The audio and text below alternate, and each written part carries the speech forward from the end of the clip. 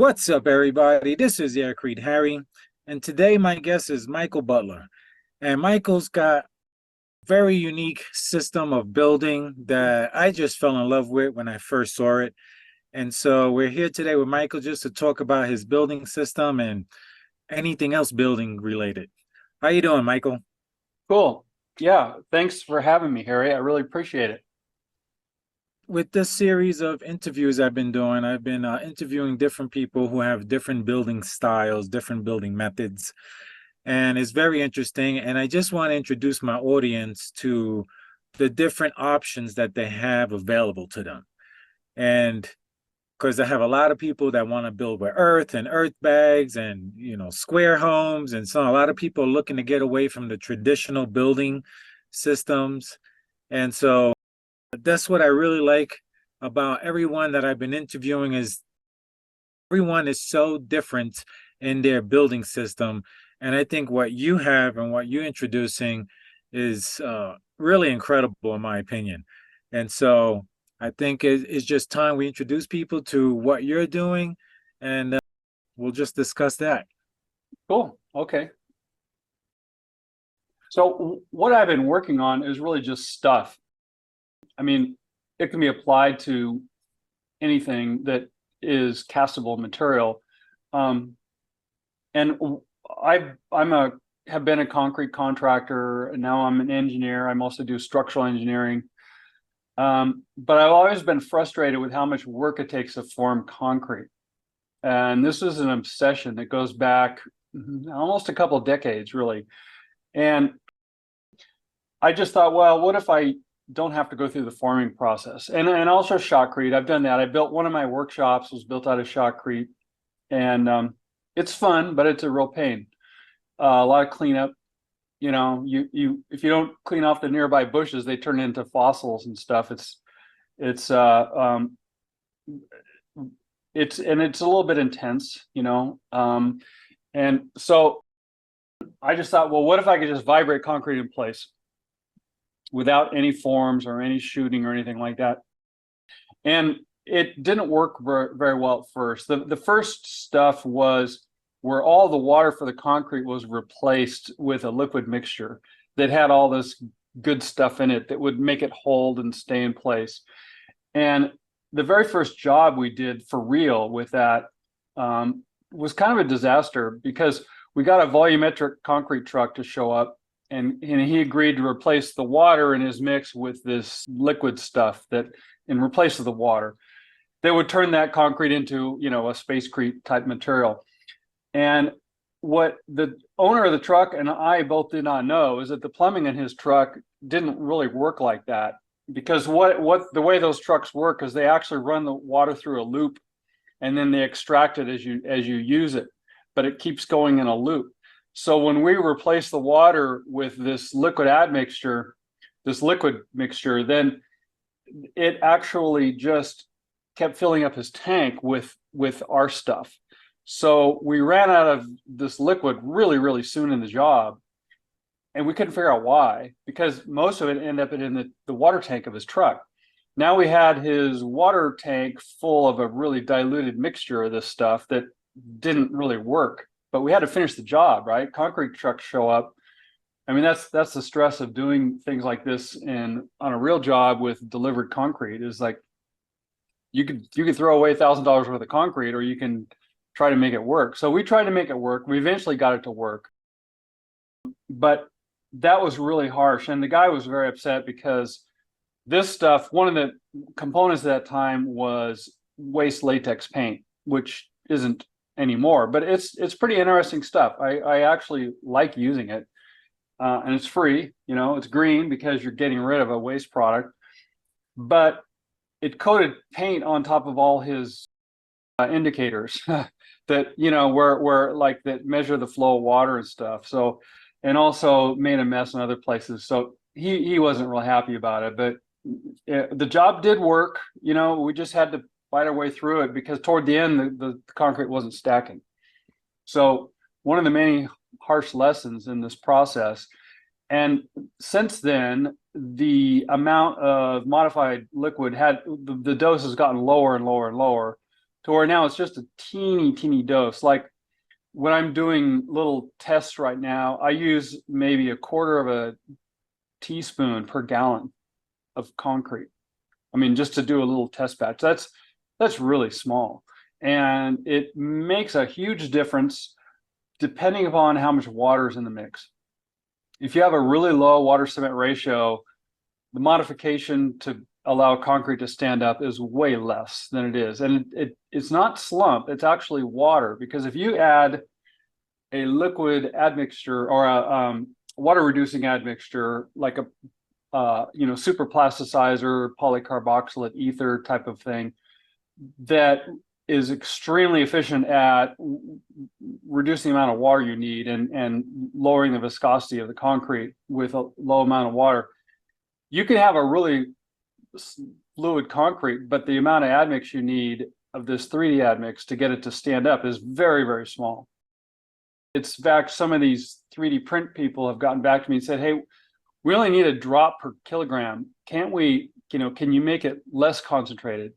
Which surprisingly is kind of an issue. I can, and I figured it out, but it's kind of come the whole first full circle opposite of the way it was at first, where it had to be all the water. And now it's actually challenged to get it to be less concentrated.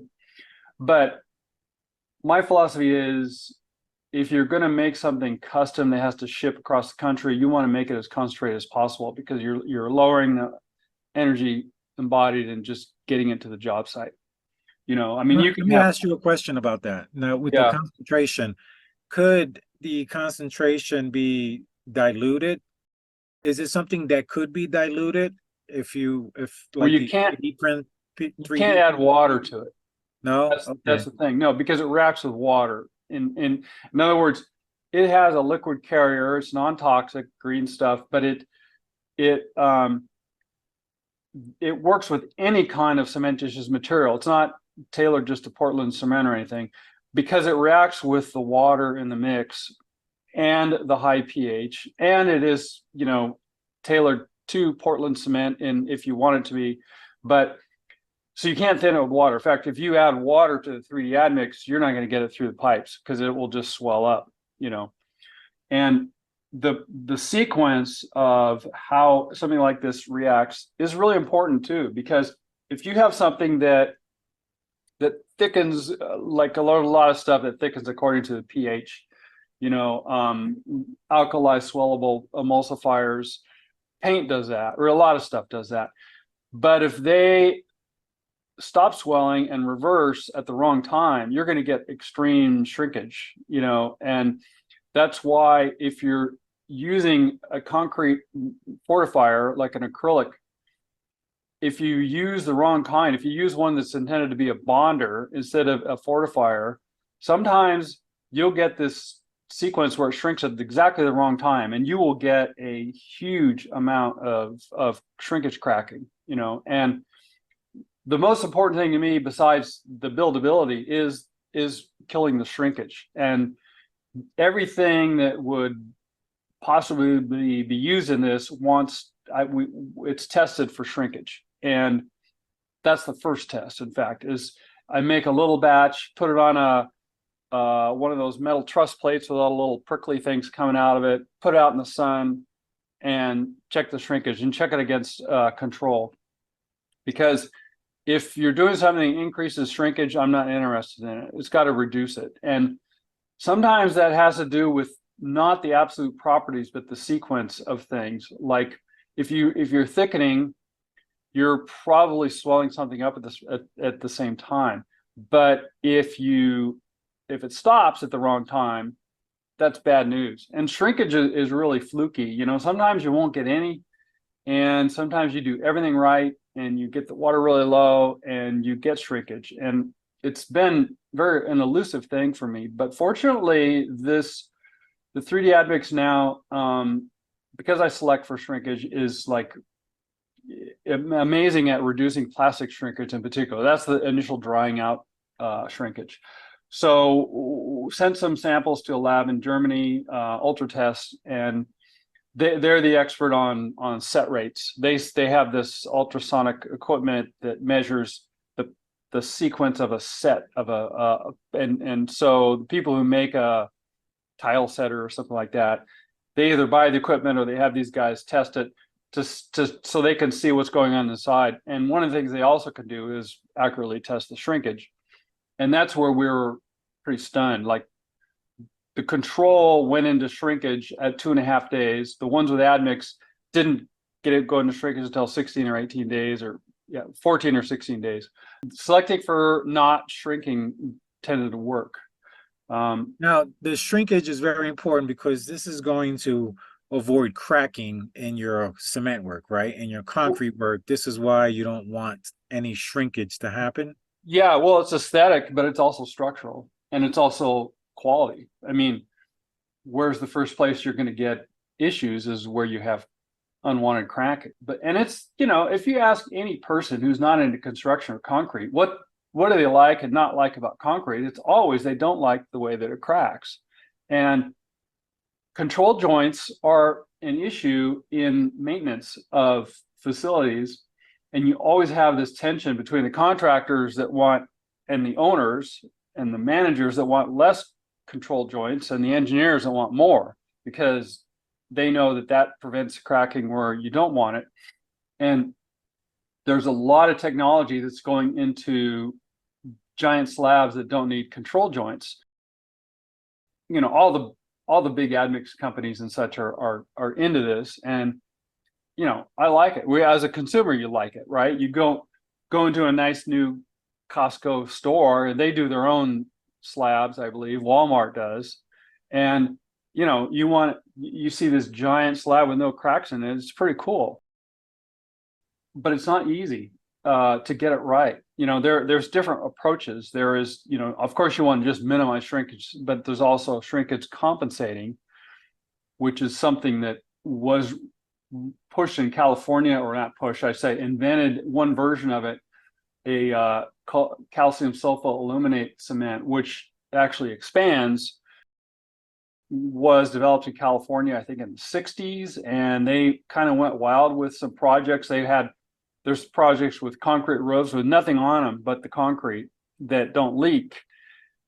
The problem with that is that it's more expensive and it kicks really fast. That tends to be the case with the shrinkage compensators. They all kick really fast. A friend of mine drives a concrete truck, he used to, and at launch pad for Vandenberg Air Force Base, they can't have any cracks. It has to be no joints, no control joints, no cracks. It has to be perfect. Otherwise, the blast will get under the slab and potentially blow it up, right?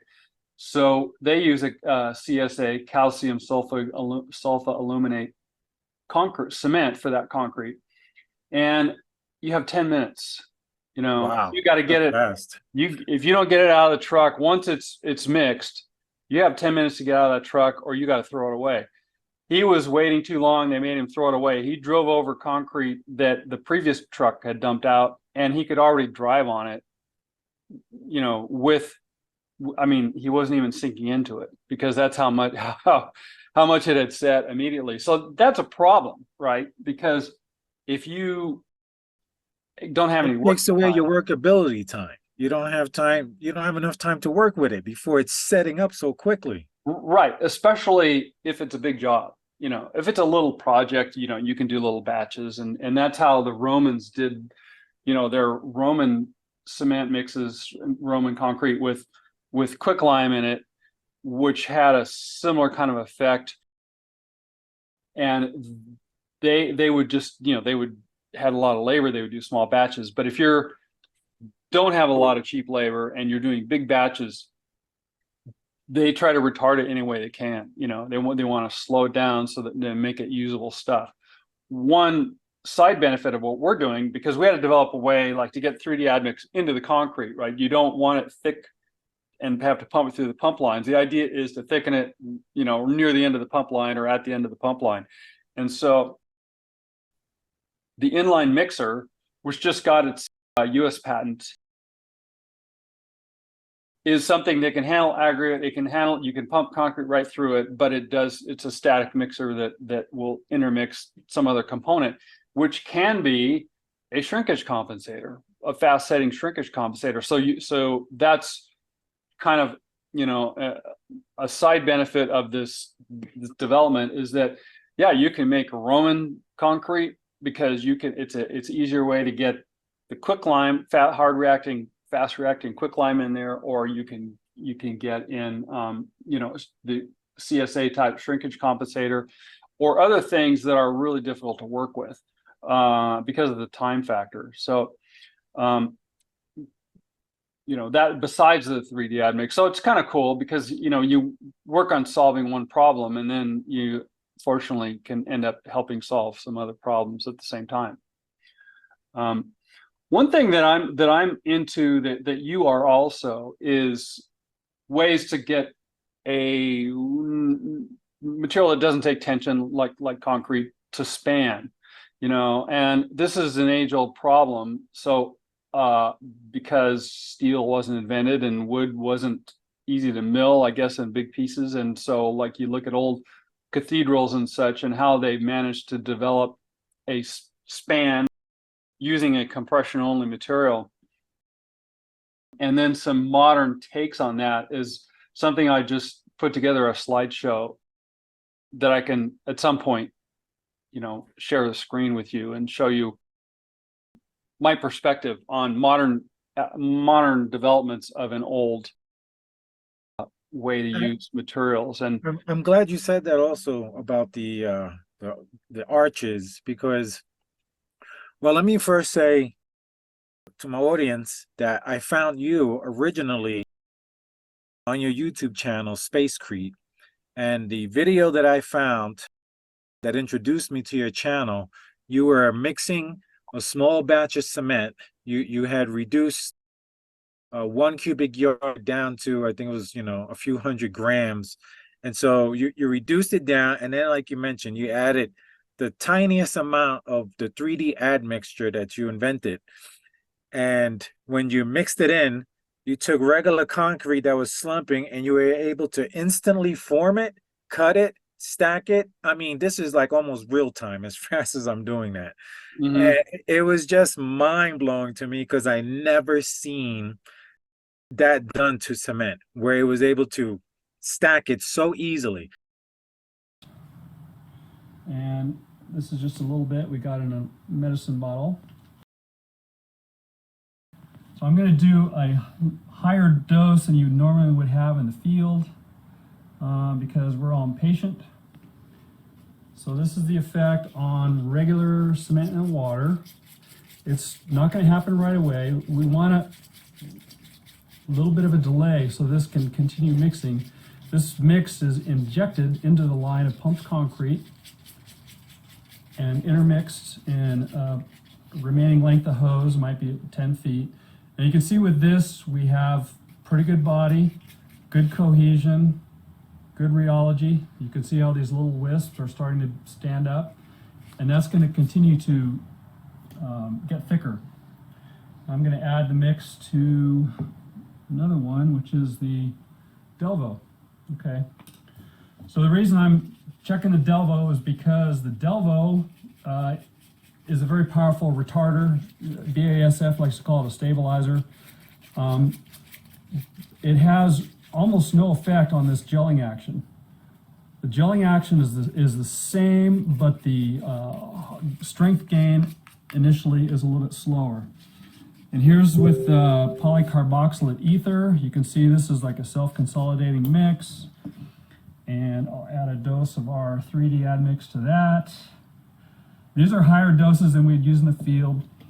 This is going to be on YouTube, and everybody's bored on YouTube, so I'm kicking this up a little faster. And you can see this one it knots up a little bit. That's because there's less water in it. I probably could have used a lower dose. But the admix, the thickening admix, pretty much cancels out the effect of the PCE. Has a little bit of creep still. That'll go away. We have a hard time using a really high dose of PCE because that self-leveling effect tends to stay with it. So here's the plain cement. You can see this has really nice body. It's not too sticky, easy to work, And then I can show you that it has extreme shear thinning. So now we're going to hit it with a little vibrator. And you can see that just turns right back into a mud puddle.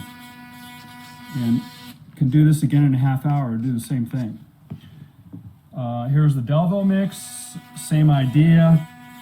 We get the stuff to water back down with some vibration. And after it's been vibrated, it actually is more dense, and it seems to stiffen it up. Same thing with pumping. You know, if you're pumping it under high pressure, you lose some slump too. See how we get those little wisps to stand up there? And then with the PCE, we find that it's a little bit stickier, and this is pretty dry because the water content in this one was quite low. This is probably a water cement of 0.3 something, the low 0.3s, but it still will turn back into a mud puddle. Just about as readily, not quite, and this one's going to be a little bit stickier. So while these guys are setting for a while, this is really like a false set. I'm going to do a similar experiment with some actual concrete with effectively 2 sacks of fly ash. Otherwise, it's just a normal pea gravel mix. And I'm going to go ahead and add our thickening admix. In pounds, that would be 1 cubic yard of concrete. So this is the equivalent of 15 pounds of admix per cubic yard. Normally, this would be injected inline admixture. So this guy is on the pump line. The admixture goes in this inlet here, little check valve.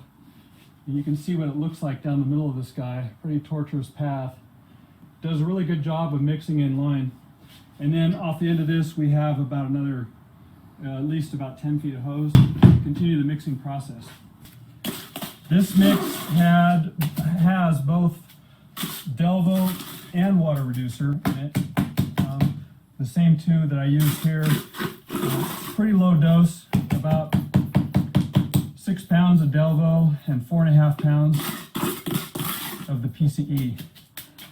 So low doses, but enough. You could add a lot more Delvo if you wanted to. You don't want to go on a real high dose of PCE. So you can see how this guy can be built into a wall. The effect of the Delvo is going to be that the hardening process will be slower. But the gelling effect we're getting right now, up to a mid-range dose of Delvo, really has no effect on this false set. The PCE we can do a low dose. If you start to get to a mid to high dose of the PCE, you start to get that creep effect. This is a 6.5 sack. Normally a 6 sack of this would be fine. You can't go too much below 6 sack and get this gelling effect to work as well. I'm going to cut this guy in two and put half of it on top of the other and see what it does.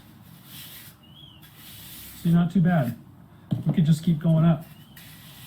So maybe in a little while I can split it again and go a little bit higher. Pretty good, huh? And in this new age of building technologies with all the 3D printing, these companies are trying to come up with their own admixture so that they can use it in their 3D printers, which is why your mix is called 3D admixture, because it's actually the perfect material for these companies to use. They actually don't even need to develop anything. They could just get this from you and their printers would work probably superbly. I think, in my opinion, it would come out much nicer if they were able to incorporate your technology, this 3D admixture, into the printer heads. I think they could get much nicer layers. They could probably eliminate that pancaking, and the possibilities are endless. So I was absolutely blown away by that example. And then as I looked at other videos on your channel, you built a retaining wall. And I think a retaining wall is probably one of the biggest projects most people have in this country, because since I started my channel, I have had hundreds of questions about if people can build a retaining wall with Aircrete. Obviously I'd say no. It's you don't want to do it because it doesn't have the strength unless you make it feet thick. But in your video, you guys put up a wall, a formless wall with a sliding form, and I think it was like a 98-foot wall you put up. It just blew me away. And so I was very intrigued by technology, the 3D admixture you invented, and then just the whole building process that you could literally build a house in a day of, easily 6-inch thick walls. I mean, it's amazing what's happening. And I'm sure we're going to see some of that footage, but I just wanted to tell people this is how I got introduced. And I was just mind blown. We'll show a clip of that video with the 3D admixture being added and Michael instantly building this little wall. So that was amazing stuff. So when you mentioned the arches, it got me thinking. I was curious and I wanted to ask you this. I was influenced by the ideas of the Venus Project.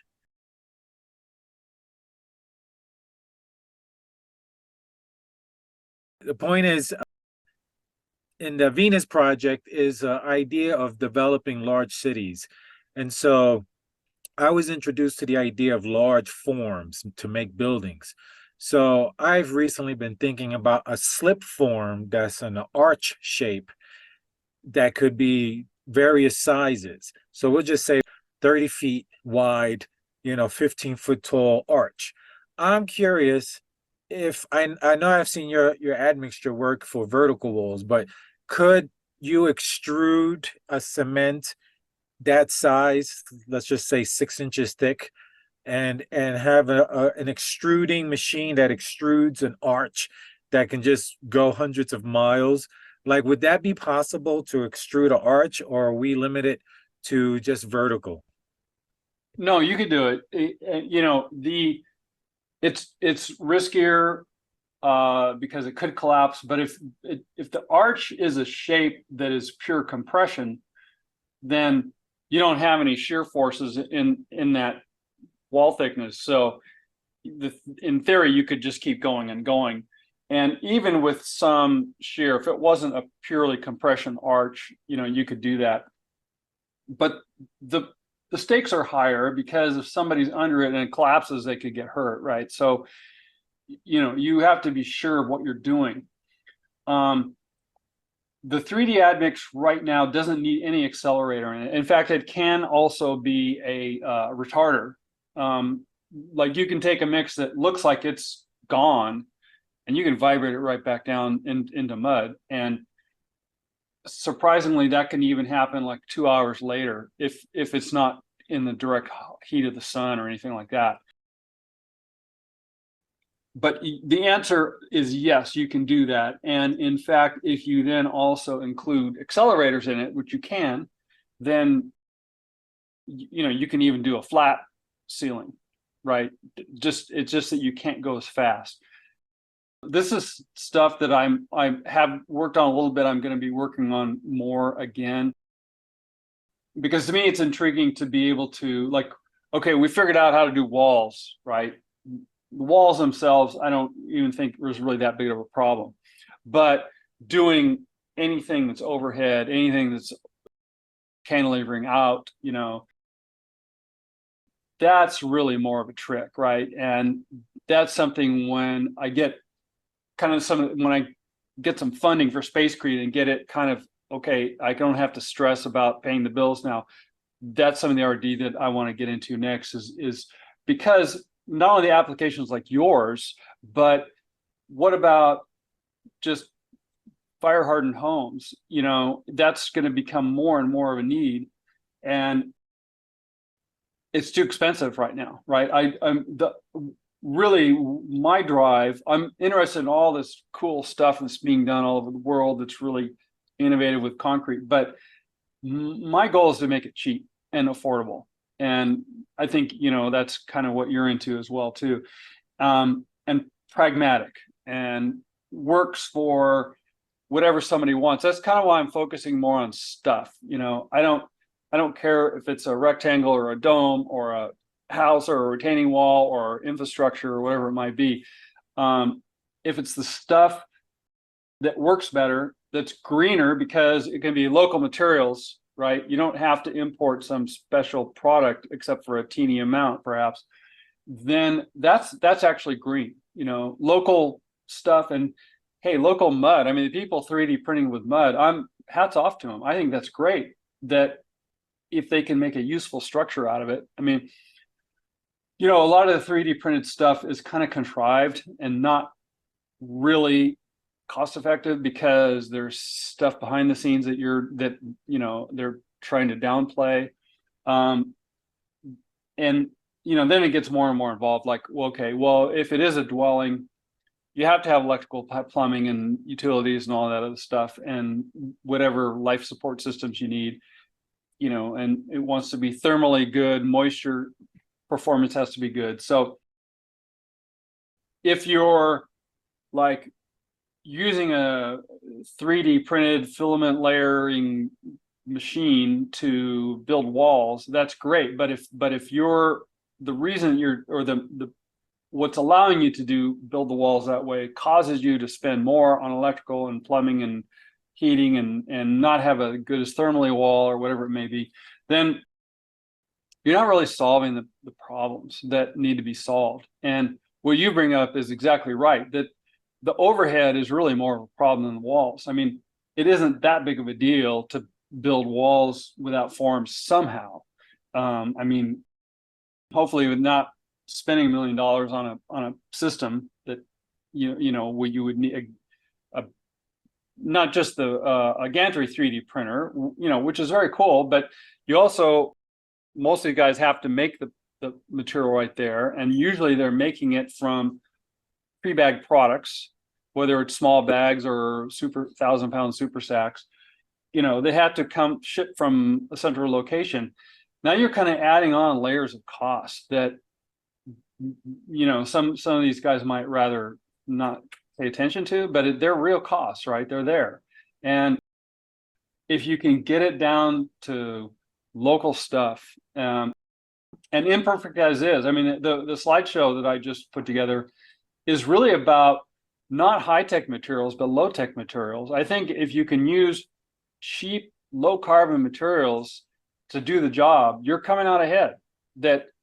And not that I don't appreciate some of the really high-tech materials, and if you're going super, super tall, you have to. I mean, if you're going 70 stories tall in concrete, you have to have really, really good concrete, okay? It can't just be any old concrete, and that's fine. But if you're just doing rural, you know, single-family dwelling kind of stuff, you can use really, really low-tech materials. I mean, look at cob, mud and straw, right? Got into the code now. And it only has to be 85 PSI. Actually, in some cases, 65 PSI. I mean, that's really weak. That's low, yeah. Yeah, but that's the standard. If they want to go 8 feet tall and they have some other criteria, then okay, they have to go up to 85 PSI. Like, you know, that's nothing. But that's cool that you know, the building code is allowing something which is so low tech to be legal as a dwelling. Now, are there downsides? Yeah. The downsides are that it has to be 18 inches thick, something like that, to go 8 feet tall. And you can only have a real limited amount of windows for that, I think. And to hold the roof to the ground, you have all thread inside the wall every 8 foot. And that, you know, that kind of adds up, right? The cost. But it's cool that, you know, it's using a lot of material that's right there on your plot of land. So, and that's what some of the slides that I got are about, people that are trying to allow use of low carbon intensive materials to span, you know, walls. That's easier. It's still being developed. I'm still working on it, but like you, I want to get into the spanning stuff too. I had the idea once I saw your admixture and what you were doing. I just thought, wow, you could build a house so incredibly fast. And the idea was slip forms of different shapes. So you could have like a curved corner, some straight, and maybe a T shape, and you could blow away any 3D printer with these slip forms. You could probably, as quick as I'm doing it by hand, you could form a wall using these slip forms, connect another form to the wall you just created, and just slide it up as you vibrate and pump your cement into it. And I was thinking that would be probably a great direction to go, is using slip forms to create a house. Because the idea is, as we were talking, low cost homes. And if you're making out of concrete, you're talking about that will last centuries.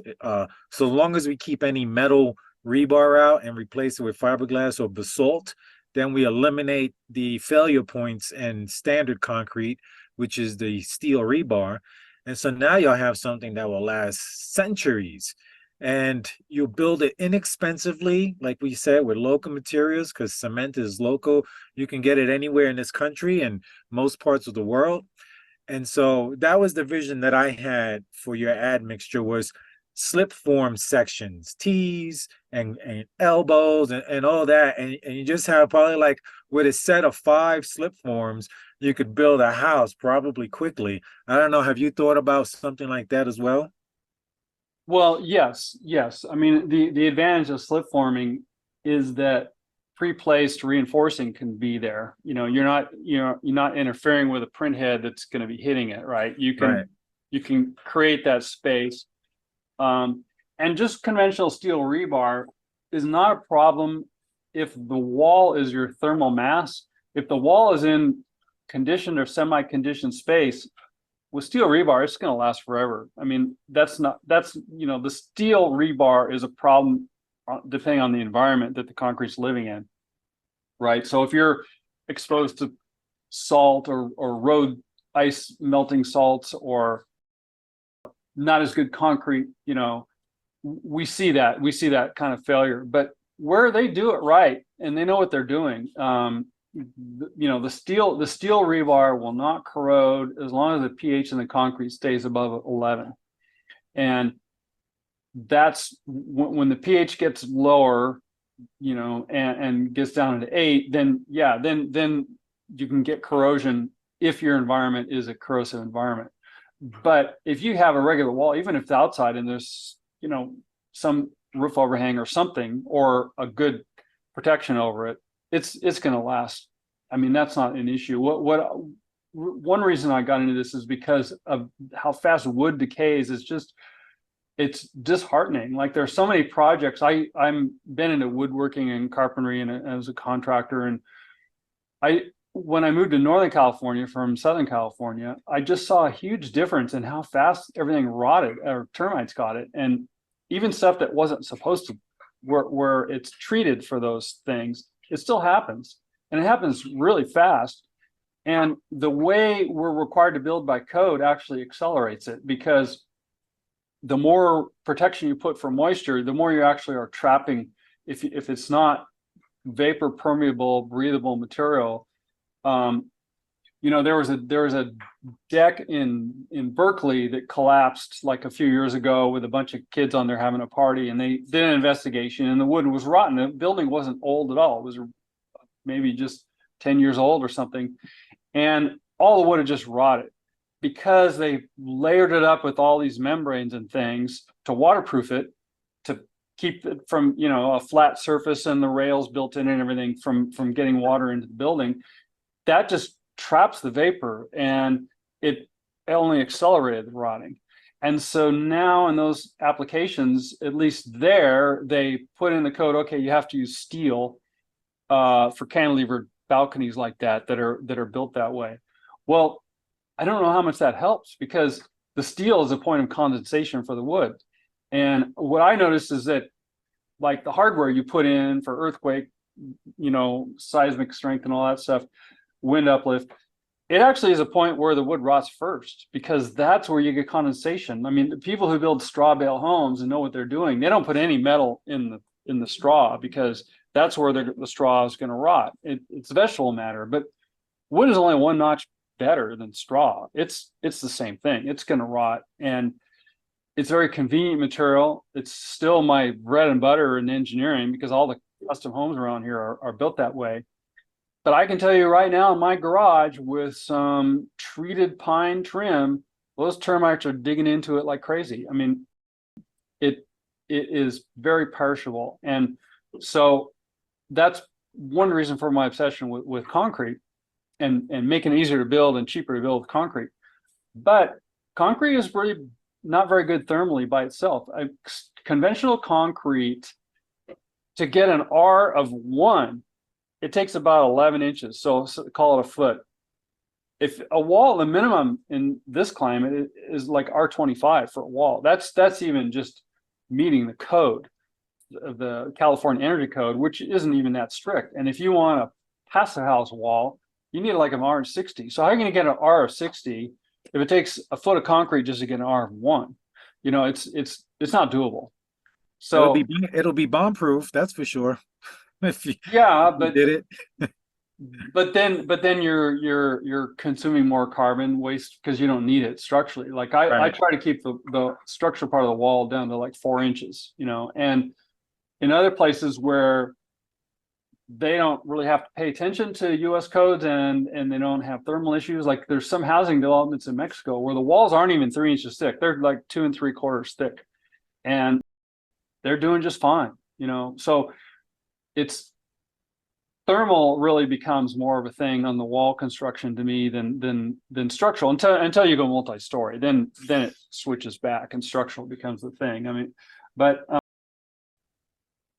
so I got into this partially because I'm just tired of designing and building things out of wood and then seeing them 10 years later already starting to rot. And the new materials are worse. The new wood is worse than the old wood, of course. And then the new barriers, I mean, it has improved somewhat from when Tyvek first came out. It was way worse than tar paper. We would tear into jobs where they had tar paper on the old part, and then the more recent part had Tyvek. And the stuff with the Tyvek, the plywood was rotten and punky, and the stuff with the tar paper, it was fine. I mean, it wasn't perfect, but so we actually are in some ways going backwards. Now they're paying more attention to that, I will say. The manufacturers of the wraps are realizing that, you know, they've got to make them permeable, and that's now one of the data points for them is, okay, what is a vapor permeability? And more people now are in this Pacific Northwest are getting into, you got to have a rain screen, you got to have a drainable plane, you know, behind the siding and so forth. And that is really now the kind of things that I'm trying to incorporate into the concrete construction, you know, is, okay, we've got something that won't rot, it will last, you know, it will withstand windstorms, earthquakes, and all that stuff.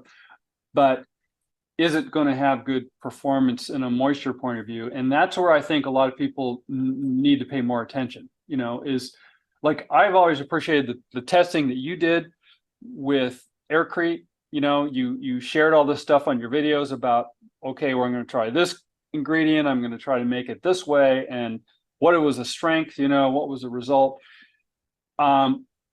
If you're going to do that for environmental aspects of a building, it's a lot harder. Like, it's a lot harder to get definite results. You know, it's kind of easy to get, okay, yeah, this was stronger, this was lighter, this was whatever, but which one could you live in for 20 years, you know, and not have an issue?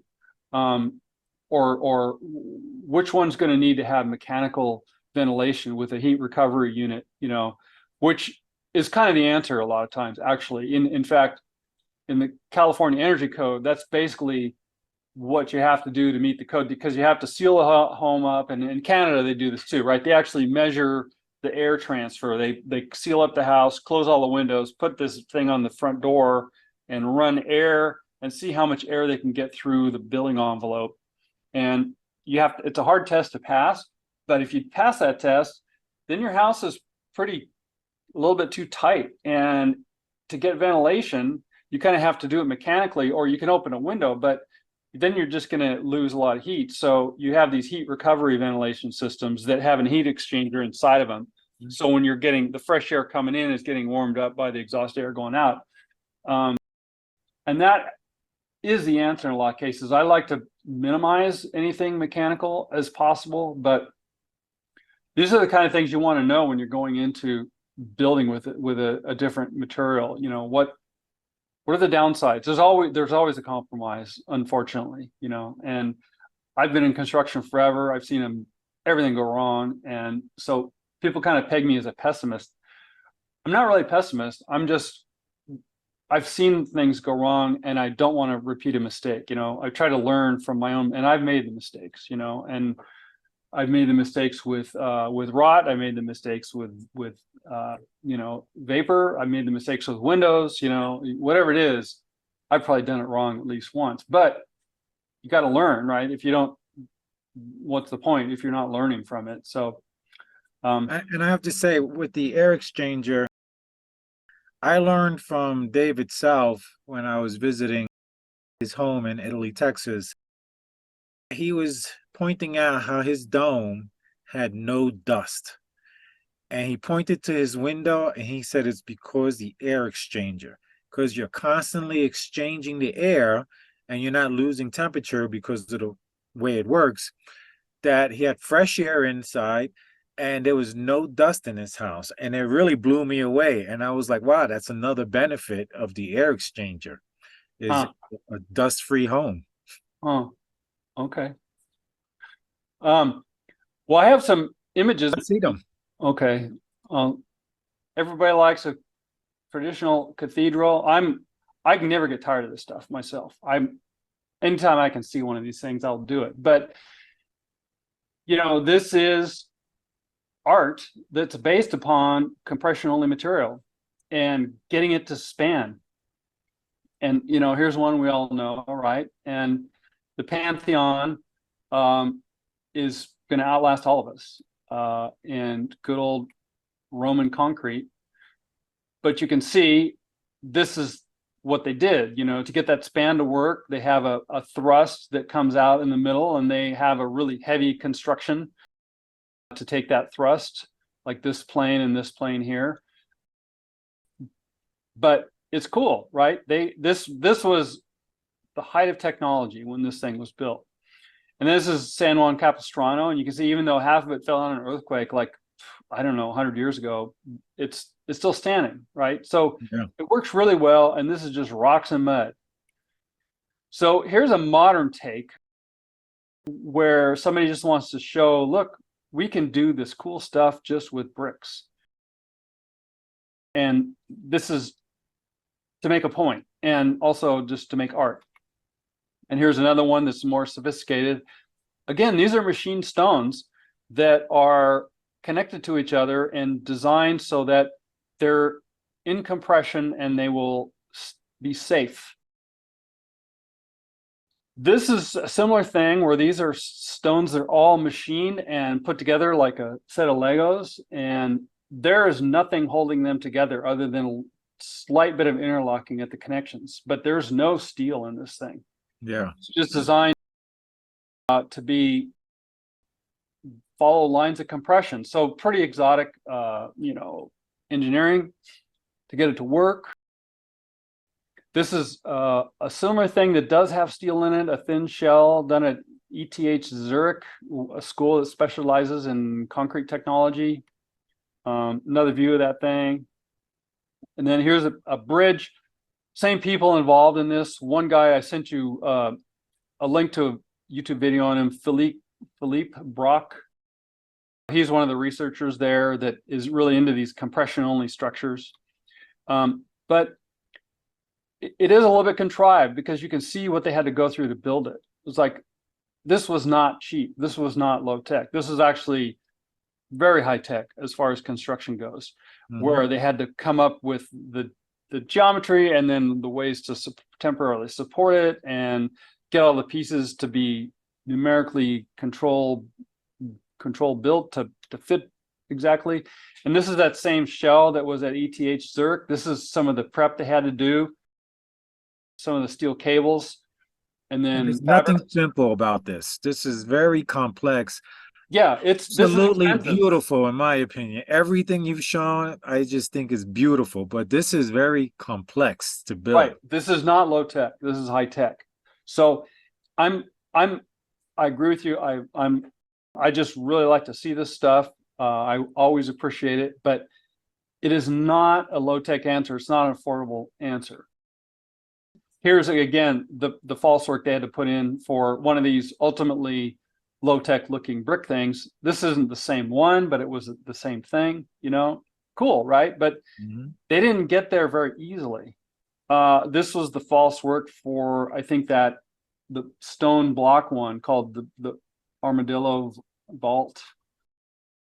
Now this is a slab design where they optimize where the concrete needs to go. So it's called topology optimization. And this one is also modular. You can see that it's four identical pieces and then a fifth one in the middle that fits in there. So this would be, you know, the what you see in the ceiling of a slab spanning over an apartment building or something, where they can take out potentially most of the concrete. And this is what they do at the voids, right? Put in some aircrete in this case, so you can get some insulation out of that or sound dampening or something. I like the way it looks without it, but that's okay. You know, another variation of this where they optimized where the concrete needs to go, but you can see this is super complicated, right? It's gorgeous art, but this is not the answer for the masses.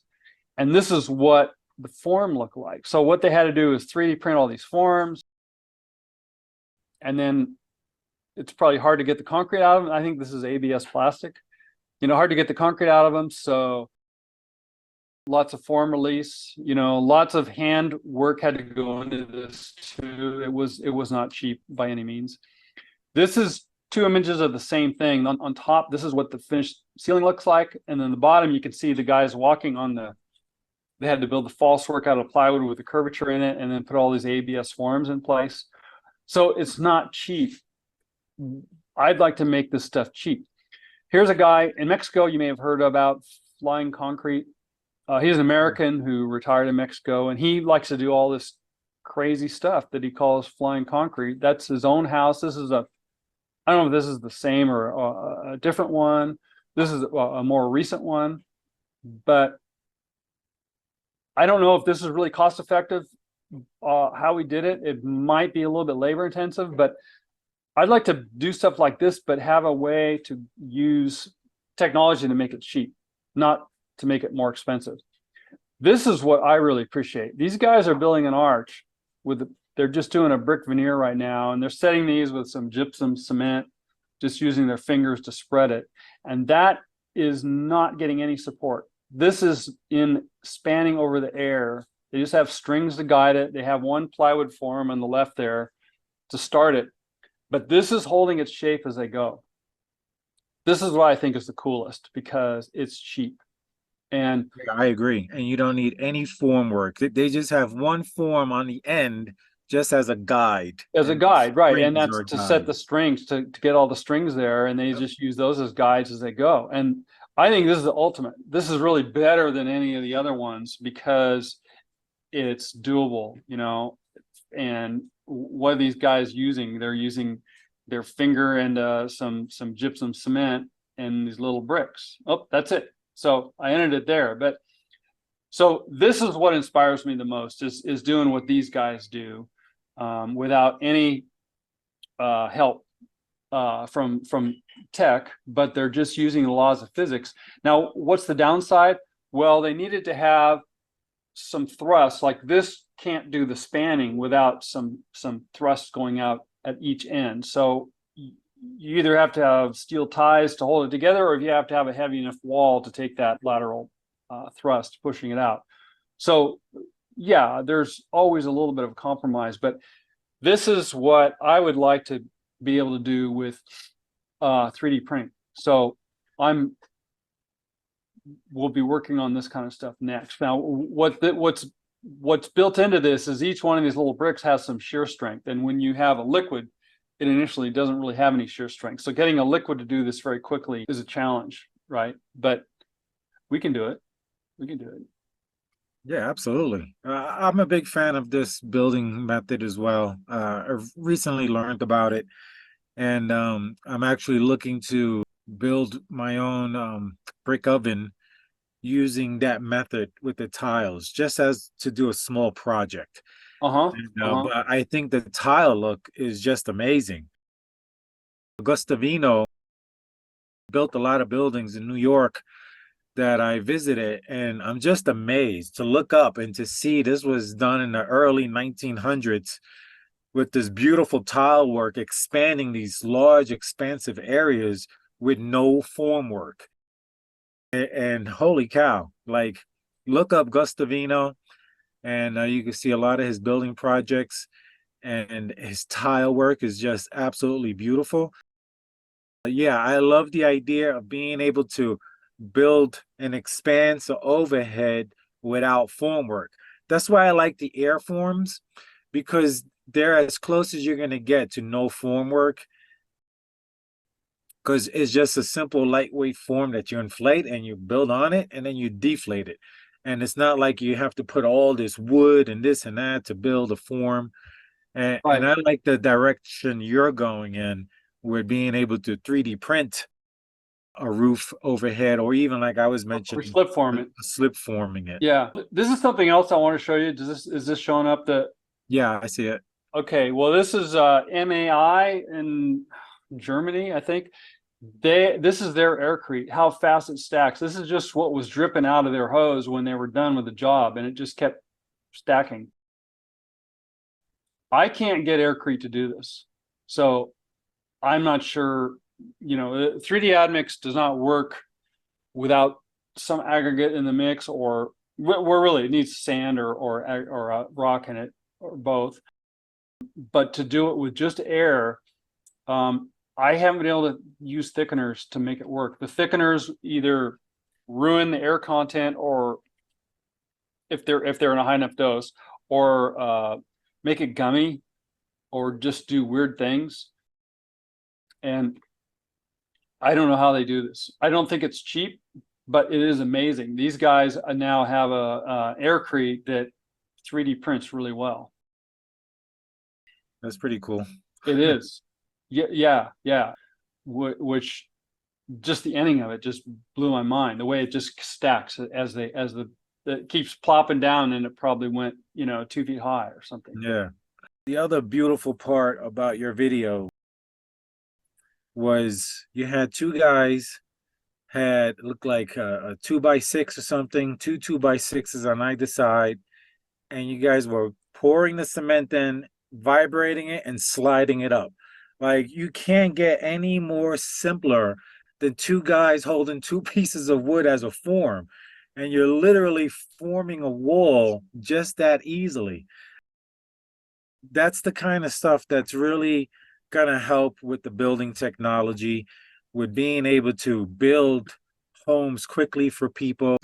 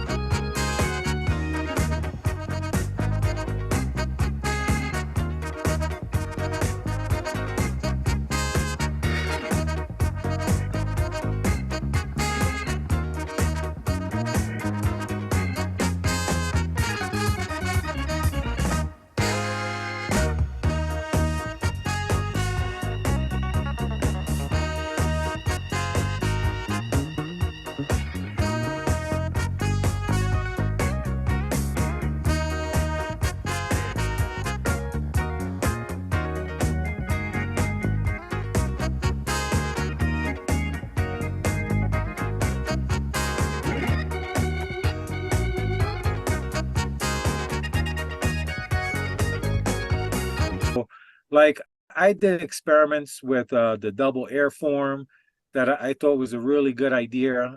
I would need to do more R&D, which just means I need to spend more money on that idea if I really wanted it to work. But the experiments I did, it worked. The only problem I had was the bulging of the cement. Just so I can explain, I had two airforms, and for the experiment that I made, I had an 8 foot diameter airform and a 10 foot diameter airform. And I mounted both airforms and inflated both of them with air at the same time. And then I poured cement in, the Epic mix at that time, into the cavity. And the idea was to build a dome a day. And one day I could build a dome by filling up the simple airform. I don't need any metal or wood or anything, just these flexible fabric airforms that are inflated and they're rigid once inflated. And then I fill the cavity. So I did that. The airform bulged at the bottom, making it impossible to take off without cutting off. But I did Oh, form my walls. And I was like, I was amazed. The walls were 6 inches thick.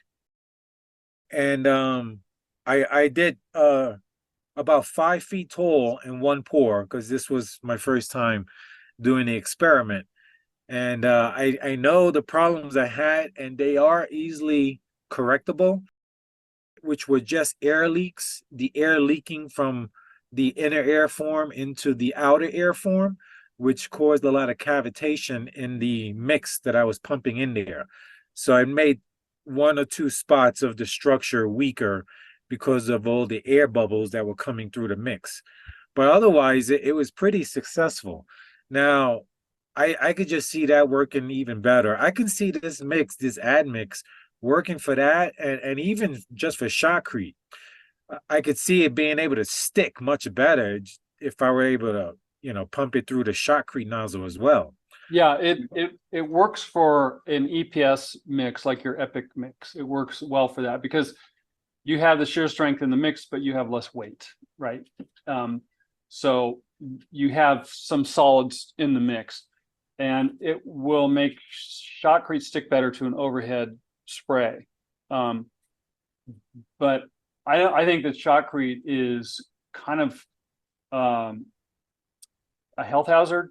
I mean, if you look at what people have to go through now to shotcrete, because they're recognizing that the silicosis is more of a hazard, that if you're exposed to a shotcrete environment more than 30 days a year, you have to get x-rayed twice a year, lung x-rays.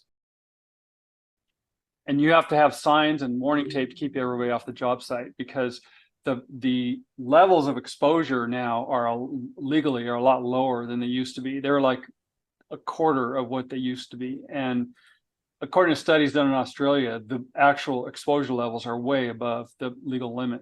So I just think that if you can replace spraying stuff all over the job site with targeted vibrational placement with a slip form plate, you're always going to come out ahead. Now, does this work for every job? No. I mean, if you're stabilizing a big old hillside where you have to be at a distance and it's an irregular surface, you don't need to get it flat, then shotcrete is perfect. But if you're building a basement with shotcrete, I think you're losing. I think that it's fun. These young guys are having fun, but they're taking years off their lives potentially. And with work comp issues and disability issues and all that, and labor shortages coming up. I mean, there's predictions right now that the construction industry is going to be about 500,000 people short of what they want. Like, in addition to normal hiring, they are going to need to pick up another 500,000 people, and they're not going to find them. So other ways are going to have to be implemented to get things done. With build better and other infrastructure replacement and construction in general, that because young people don't want to go into it largely, right? I mean, you do it, your bones are getting weary. And do young kids now want to do that?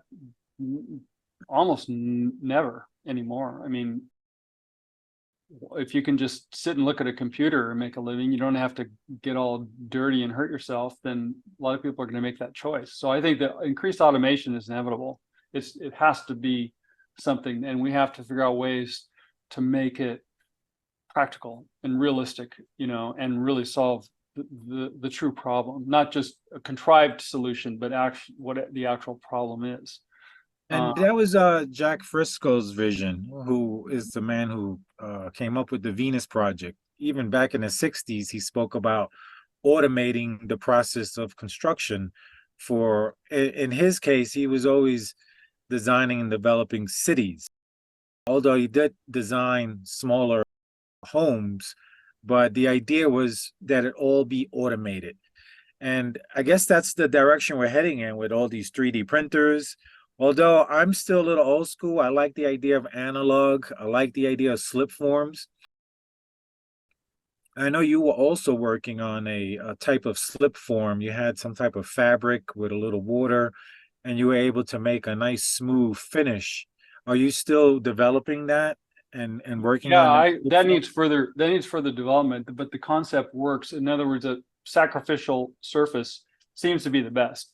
So, and it's not just a porous, that was a porous plastic water filter material, but I found better materials, but they work amazingly better, and they are so slippery that you can't get urethane foam to stick to them.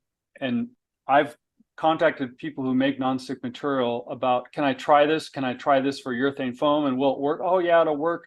None of them work except for a sacrificial surface. And the irony is that this surface is intended to be an adhesive. And I realize that it can be formulated, the material can be formulated to work for aggregate and concrete. So that it will even be better than what we have done with porous plastic is with this new material that's in development right now that is so amazingly slippery for this purpose that solves one of the problems. I mean, you look at when people are 3D printing and they have what they call side trowels to try to keep the wall flat as they print, well, you can see that the cement material is grabbing onto those things and making little curlicues as they go. It's not perfectly flat. It's okay. You can get somebody on it right away. But if you want the machine to do it, this incredible nonstick technology is, one of the things that my problem is I'm having to stop the R&D and try to get funding right now. And I'm finding it really frustrating because investors aren't recognizing what is going on here. And I'm not doing the stuff that only I can do, right? I'm the only one who has put together some of this combination of stuff. And if I'm not working on it, then nobody is, right? So I'd like to get back to that R&D. I guess that's the short version. And I'm looking forward to it. But you're right. The slip forming, whether it's analog or digital, I think is going to be, the way to go. Now, shotcrete's the easier replacement because you only need one side, right? Because that's the reason they do shotcrete. They don't have access to the backside. So that is a simpler problem. Doing both sides, it gets technologically more difficult, or it can be the sequence that I came up with where the first thing you do is you slip form foam, both sides, and then that acts as a substrate on which to apply concrete, one side, for a one-sided method. Now the foam has to be rigid enough to take that temporary load of, and so it's not like totally simple, but the way I look at it is if Black & Decker is making a new tool, say a little vibrational sander or something, and their equipment to build that tool is complex, does that matter? Is that a problem? No, they don't care about that. All they care about is the tool itself, making it as efficiently and low cost as possible, and it works for the job, and they can get on the market and they can sell it cheap enough to make money. And if their initial capital expenditure for some specialized equipment to make that tool is a complicated machine, so what? the productivity of manufacturing it and getting it out there, and it's a saleable product, is something which is the key aspects of that decision. And that's the way I look at digitization of construction, is like, okay, some of the stuff, especially for housing, that I'm proposing is pretty complex. It's a lot more complex than a 3D printer, because I'm talking about printing foam, having robots put the window frames in as you print the foam. And if you do it vertically, you can put them in as you go. If you do horizontally, it doesn't work because all the windows have to go in at the same time. But if you print the foam vertically and you put the frames in, and they have RFID chips to tell the subsequent robots exactly where they are, and then they build the walls to the windows and doors, right? Which is what matters. It doesn't matter if the whole wall is out of plumb and stuff, except aesthetically, but for functional purposes, it has to match the door particularly and the windows.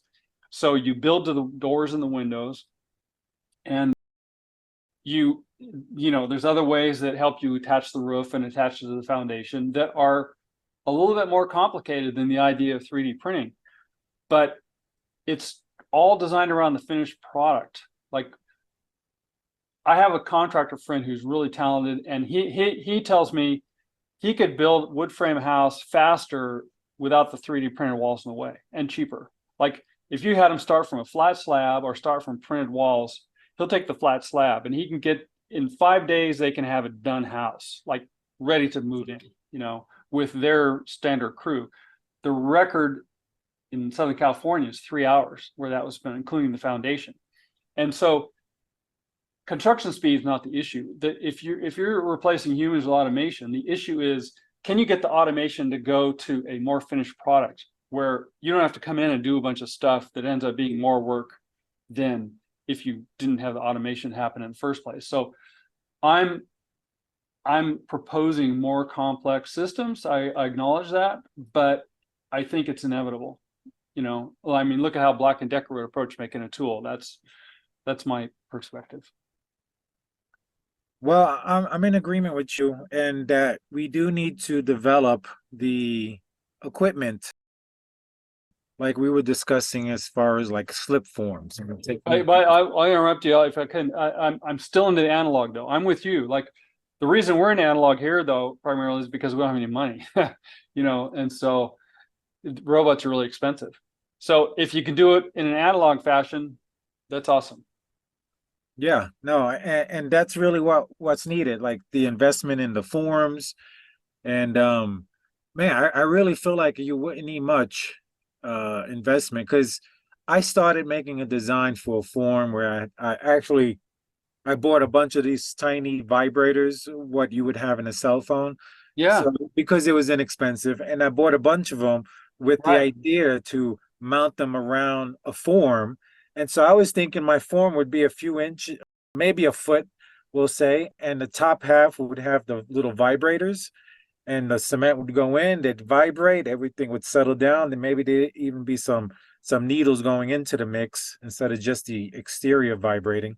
Right. And then make a simple, even if it's a handheld form where you got a 2x4 or something straight mounted, and you can just guide it up. It's literally this quick. Like, I'm going to share a video of yours so people can see. So, okay, so this is your video, and I've realized after watching this video, we have the same pump. Actually, I'm borrowing my friend's pump, but it's the same Mako pump from 1975. And so this is the slip form. This is it. And so you guys are filling this space up with the concrete, and then vibrating it, and then sliding it up, and it's literally this fast. Well, yeah, we've measured it. We measured it at a foot a minute when things are going right. In fact, even faster. We did 1 8-foot wall in 3 minutes just to make a point, but that was kind of contrived, and that was a higher dose of admix. So when things are clicking, it can go a foot a minute. But do things go wrong sometimes? Yeah, because we're using contrived equipment. I mean, in this job, we're using a paint pump for dosing the admix, and we can't really adjust the speed of the paint pump very well. And so sometimes the dose of admix was too low, or sometimes it was too high. And what else? The admix itself sometimes would get jammed in the line. You know, I'm still working on the formulation, and some of the solids are bigger particles than I'd like, and I can't get the manufacturer to make them smaller. I mean, so when Spacecrete gets enough clout to say, hey, make this, we need this product to be made, and we have a market for it in enough volume to justify it, then we can improve the admix further into something, because the in particular the cellulose particles, which are important because they are really good for the non-shrink aspects of this. I need them to be smaller, you know, because sometimes there's a bottleneck where they start to get clogged in a fitting in the delivery line for the admix. And then we think we're getting admix and we don't get any. And then the concrete just all falls down immediately. And then we have to stop and figure out what the problem is. So, you know, this job had a lot of issues, but that's because we're winging it. We're just going for it with the equipment we have. And yeah, that concrete pump, the Mako C30, you know, I spent $2,500 on a pump. That was the big investment there. Whereas 3D print companies spend 250 million, right? So it's an orders of magnitude cheaper and more backyardish, but we got the fastest vertical build of any of them. And then the other thing is, a lot of people may not be familiar, but you're using the styrofoam on the outside, styrofoam board on the outside, and you're pouring the concrete or forming the concrete on the inside. The thing a lot of people may not know is there's a massive difference in the insulation of a home, where you have insulative material, if it's on the outside of your concrete, will increase your insulation in the house massively, opposed if you reverse it and have the concrete on the outside and the foam on the inside. So the placement of the materials will make a massive difference when it comes to the insulation of a home. So having the styrofoam board on the outside of your walls, I know this is like not only a super safe structure, we don't have to worry about coming down, but it's going to be very well insulative having that insulation board on the outside. Right. The thermal mass on the inside is the way to go. So these couple of buildings here were 4 inches, basically 4 inches of foam, 4 inches of concrete. And then outside of the foam is a couple of different options. You know, one version had a cement board pre-attached to the foam. They would just put a thin coat of plaster over that. The one I'm working on now is 1 inch of stucco right on the foam, where there's ties through the foam minimally as needed. And by the way, stainless only has half the heat transfer as regular steel. So if you use stainless, you can get it stronger, they can be smaller, and then they also have half the heat transfer for the cross-sectional area. So the actual heat loss from the ties is really, really low if you minimize them. But you do want to get ties through there to keep your cladding on the building, and you want it to stay on in a fire, right? I mean, part of this is about fire resistance and other natural disaster resistance. So that I want to have protection to keep the foam from burning or melting, depending on what kind of foam it is. And then a 1 inch of stucco in a single pass is the project I'm working on at this very minute. And it's more of a challenge than I thought, because what happens is if the material against the foam is smooth, like in the foundation area, it was visqueen that was wrapped up from, you know, the footing in a heavy visqueen, and it tends to attract the water, so that if you build up the concrete and then I want to vibrate it in place to make sure it's, you know, solid, no voids, and that tends to drive the water to the back and the front. But in the back where it's visqueen, it just lubricates it and it makes it want to come back down. So it's actually surprisingly, I thought if we do 4 inches or 6 inches, it'll be easy to do 1 inch, but it has its own different issues. So I've learned not to get arrogant. You know, it's like the problem isn't really solved until you've solved it for real. And there's permutations of things that could go wrong, and, you know, basically hit all of them. But the idea is to have a fireproof coating with stucco doing it in one coat. Now, Is the finish on it good enough for, aesthetic? No, I have to come back and put a thin color coat over it. But the idea is to do all the stucco from, so concrete truck's going to show up, and we're going to be able to put the stuff on fast enough, even though it's only 1 inch thick. We're going to be able to reasonably quickly empty, a concrete truck. Doesn't have to be a full truck doing stucco. So we don't have to go through all the bags and the mixing and the added expenses of that specialized material and shipping it. We're just going to pick up a phone and order a mix and put it all over the building. That's the current R&D, and I've done little test batches for parts of the foundation, which is a couple feet high, and I'm finding things going wrong. So, and one of the other goals that is I want to make it a vapor permeable mix. If you're just a solid Portland cement mix without much air in it, it's very, very, very vapor impermeable.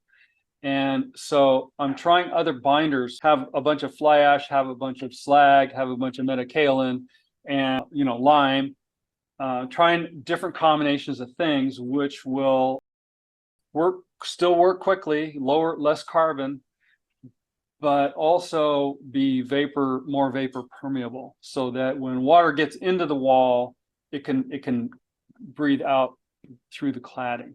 That's something I spoke to a friend of mine, Scott, about, who I also interviewed. He builds with earth, and everything with the earth builders is they make it breathable. Everything is to avoid latex, because that'll build up moisture. So you wanted it breathable.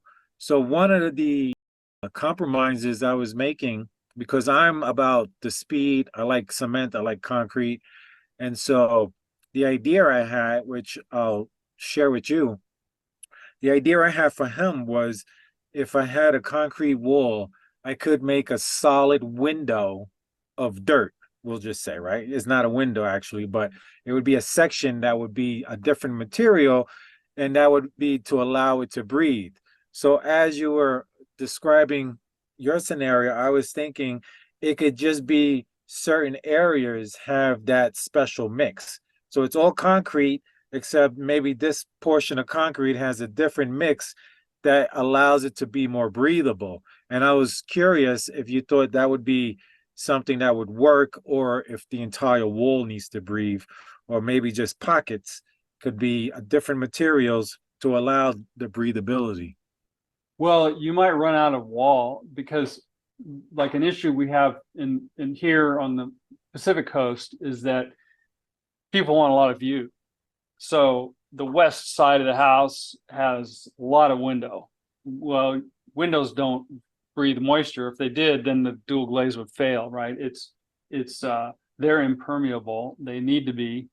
And so then in the south, what if you have window for solar, and then you have other reasons why the wall can't be breathable? So yes, your idea will work, but what happens structurally is that if you have a lot of window, what's not window has to be really good structure to support it for an earthquake. So you're potentially going to run out of available wall. That's all. And I'm not saying it won't work. You can use that. Now, what if it's just on the north side? Is that a problem? I don't know. It could be. One of the issues they have with insulated concrete forms and similar things to that is where, in this climate anyway, the north side of the house can get moldy. It can get with any material, but basically, if your wall is integral with the footing, and here the footing in the winter is always in the water, it's just wet all the time. Well, concrete's just sucking that water up. Concrete wants to equalize. If it has contact with water, it's going to try to equalize it in the whole thing. And so that footing is always sucking up water on the whole foundation, but on the north side, it doesn't get a chance to heat up and evaporate out. So people with ICF walls here tend to have, on the windowsills on the inside of the building, they find mold and they smell mold, and I'm very sensitive to it. I can't stand it. It affects me. My lungs get congested right away. And I think a lot of people actually have that reaction. They just don't know it. Because the building department here moved into a new old building, And immediately everybody was calling in sick all the time. And the guy didn't know why. I walked in the building and I said, yeah, it's the mold, because I can't even be in this building.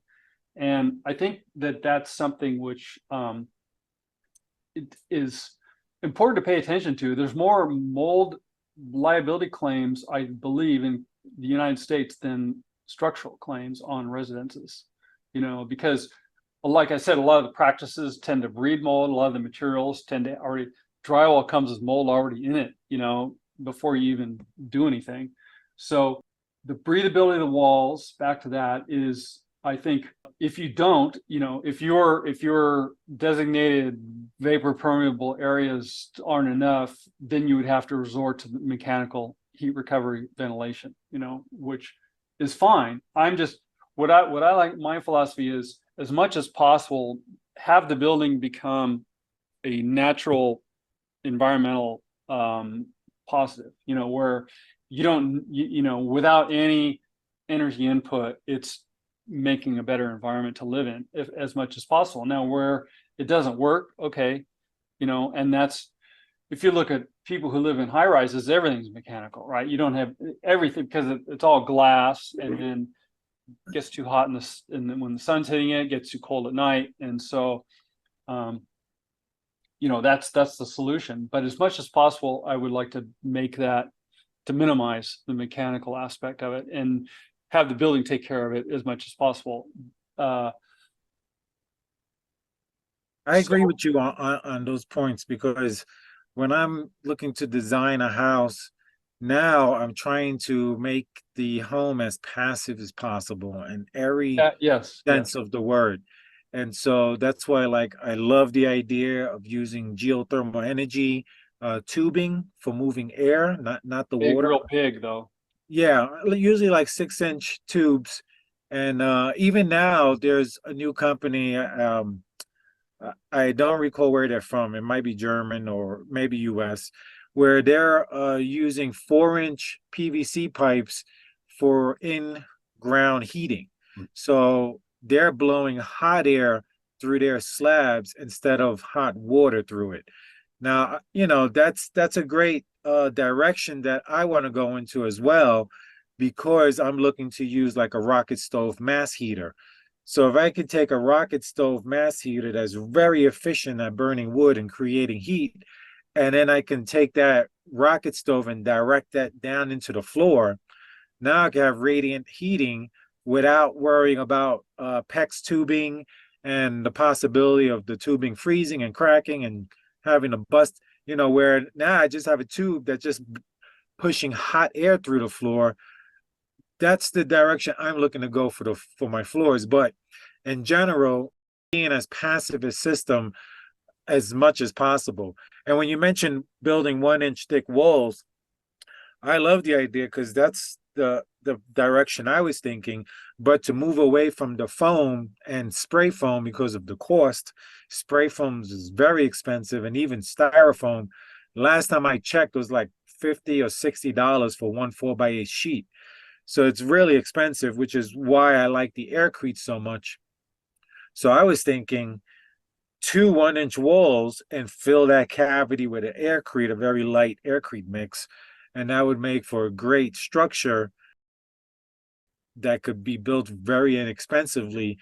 Once you get it figured out how to build a 1-inch thick wall, then I would want 2 of those with my Aircrete in the middle, bonding everything together. And it's ultimately like making your own gypsum board, right, where your Aircrete is the weaker material in the middle because it's insulative, and instead of having your paper, you got 1-inch thick stucco on either side. You're talking about that's probably would be a very strong structure.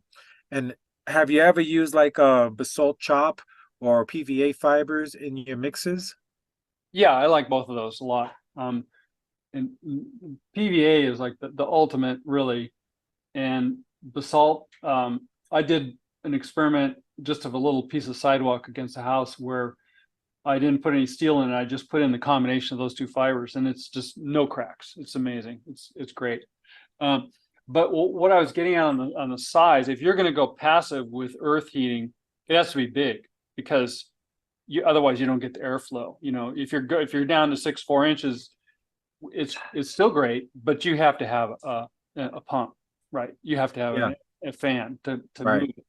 Now we can't do 1 inch without backing. So the 1 inch is against a surface only. So in that case, I would suggest figuring out how these guys 3D print the Aircrete, and because I can't do it. I completely failed at that. I can't get an Aircrete aerated mix to build vertically fast enough. It's can get it to build vertically, but it's too slow and not going to be cost effective. But I would do that first. And if it's totally non-structural, who Right. knows? I mean, the shredded EPS can be good, and an EPS foam isn't that expensive. If you get it from the source, it's really quite cheap. It's actually not the best foam, I mean, urethane foam is like twice as good. But yeah, urethane foam is expensive. Is it worth it? Well, I don't know. I would say generally yes. When you look at the overall project and what that aspect of it costs and what it does, I don't think it's, I think the cost benefit is there. I think it does work, but urethane foam has a problem in that it is very vapor impermeable, so if it's closed cell, right? So like when they spray the foam, they can make a distinction, the open cell, closed cell. The closed cell is 100% vapor impermeable pretty much, I believe, and it's hard as a rock. I mean, if it's foam somewhere you don't want it and it's closed cell, you got to really take a sawzall to cut it. But if it's the open cell, it's really easy to deal with. I would like to be able to come up with an open cell, because we don't need the closed cell for this, that will work as a substrate, for everything. And as we do it, we punch the ties through it to hold on the cladding, so the 1 inch can stay and meet code and go multi-story. I'm not really interested in just single story solutions for what I'm doing. I want it to be unlimited as far as what the building code will allow. Yeah, I think this movement with tiny homes in this country, it don't make sense to me because of the cost that I see a lot of them are paying. Some of these tiny homes are going for over $100,000. And I think it's just something people got caught up in. And Yeah. in actuality, you want some space. You need some space. You can't, I mean, you can get away with it. I'm living in a small space right now, but that's only because I'm working on my much larger space.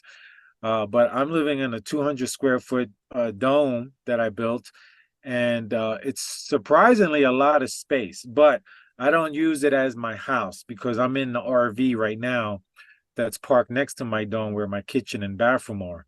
So it makes a great like master bedroom.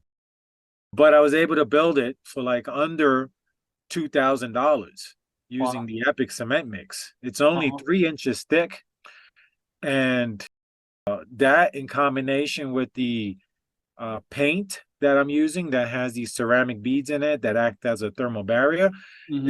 is we're so comfortable in this. Like I'm not even rushing to build. Not like I was when I was rushing to actually build the dome we're in now. Because this RV was like almost impossible to live in winter. Yeah, coming from New York City, moving out to Colorado, living in an RV for the first time after being a city boy my whole life. It was a big change. And that was it took some getting used to, but once it got cold, because I moved out here in April, once it got cold, I felt that this RV was not good for cold weather. So I rushed to build this dome. So again, it's 200 square feet. It was under $2,000, and I can't see spending $100,000 for, especially if you're gonna place it on somebody's land. Say relative or friends gonna let you put your mobile home or your tiny house on the property.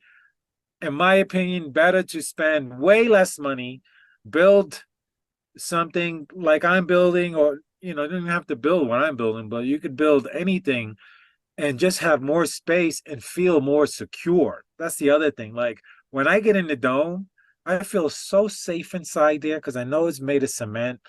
I know because of the geometry, I don't have to worry about any winds or anything. I don't even hear it when it's windy outside. I have bears. I could show you a video of bear, right at my front door.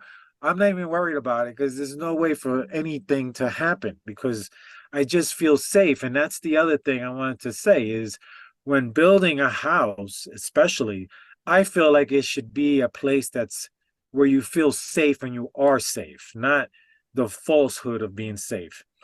Like if you're living in a big city like I was in New York, I've seen many gunfights out my window. But luckily where I lived was a concrete building. I had bricks and everything, so I felt safe in my apartment. But in a sheetrock home, a stick frame home, and knowing that, it's just the reality of the violence and shooting, especially in the big cities, I would not feel safe in that house. So if you're going to build something new, I say build it so you feel safe and secure. So when I'm building, I don't have to worry about fires because concrete doesn't burn, right? I don't have to worry about external or internal. If it's internal, my house is still standing after the fire's over. If it's external, my house is still standing after the fire's over. And so I like building safe structures. So anytime we're building a concrete, which is what you're doing with your admix, we're building structures that are designed to last centuries.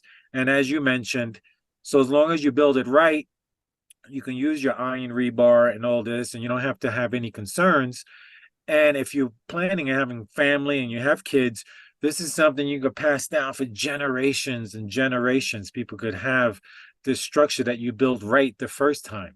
So anyway, I'm not a big fan of stick frame homes. I think it's outdated. It's great that they could build them fast, but what good is it if one little match can take it down? I'm like, we got to build smarter because I'm tired of seeing people lose everything because of a natural disaster or fires. It's crazy. And I feel safe when I'm home, and I just think that's how everybody should feel. You should have that peace of mind that you have something you feel safe and secure in. You're in California, you're building to earthquake codes. And again, you're building safe structures that are to code for your area. So that's why I am with this. I just think, we need to build smart, safe, and much bigger than tiny homes. I don't think you should, in my opinion, I would not spend over $50,000 for a tiny house when I'm literally building a 2,200 square feet home made of cement and Aircrete insulation material for $30,000. It's just you got to put your mind and your money and everything in the right places.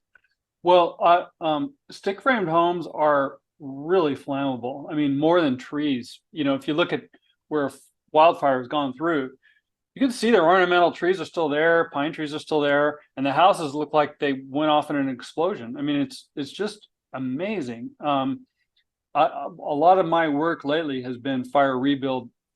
People are leaning on their insurance company because their home burned up.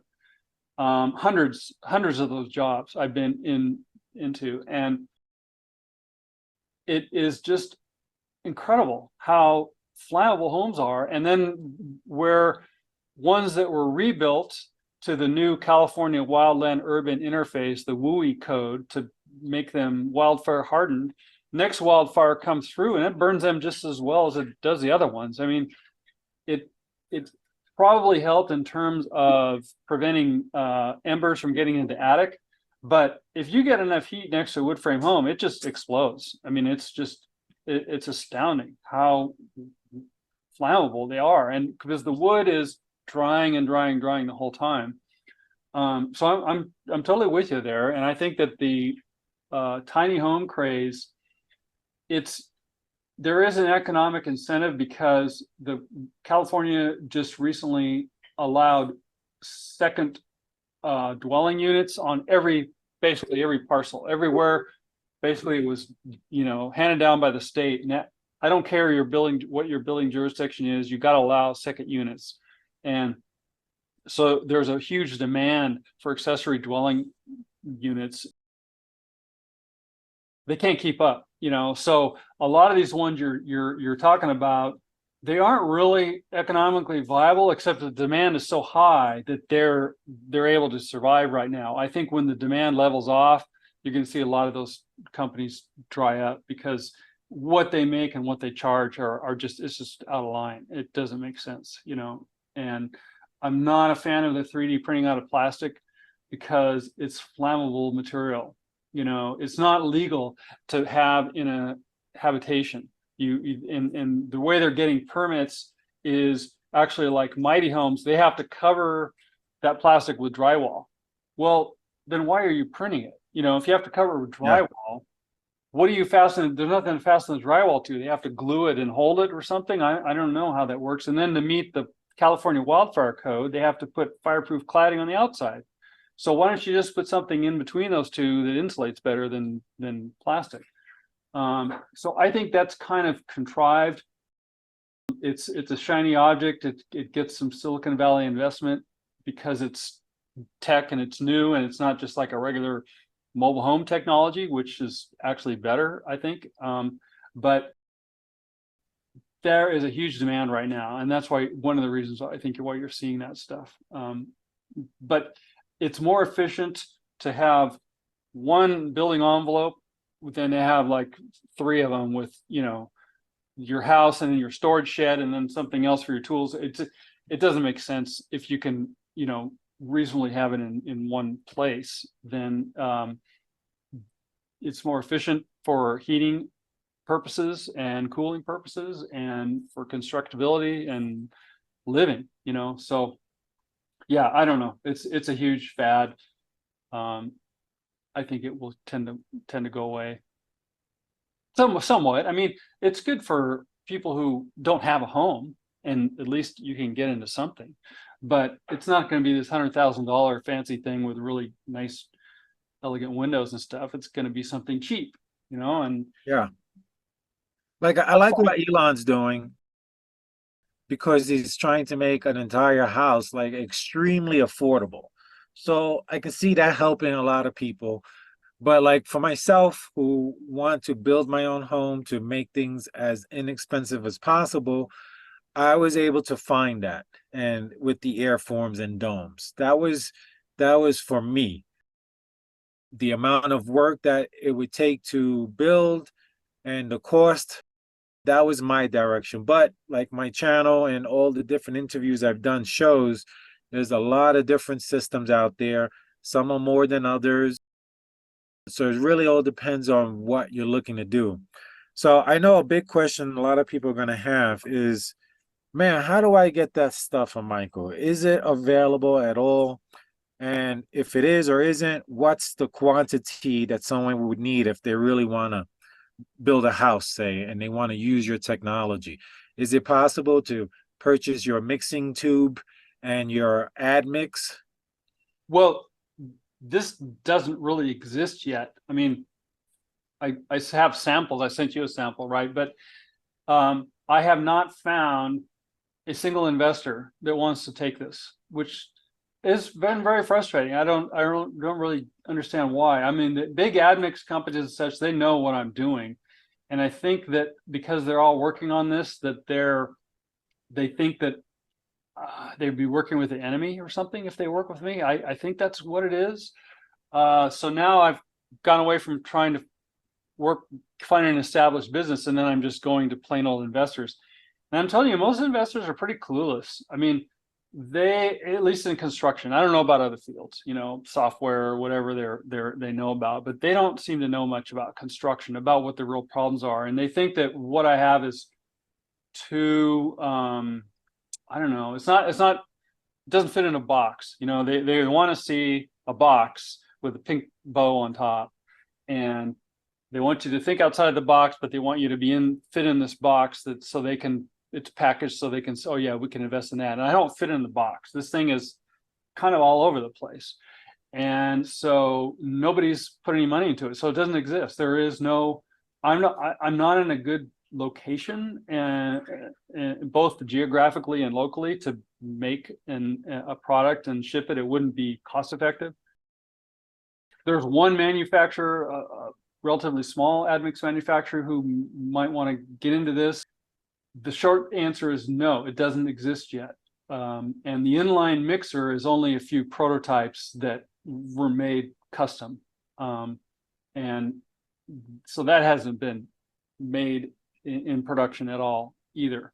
And that's really still in development. I think that there can be improvements to it. Like the way the admix is injected, I'm working on better ways to make sure that it can get mixed in a shorter time. So it can even be mixed right out of the mixer. Right now on our jobs, like you saw in the video, where we have a hose tail that's maybe 15 feet beyond the mixer to complete the mixing process, and the aggregate kind of rolls and finishes it up.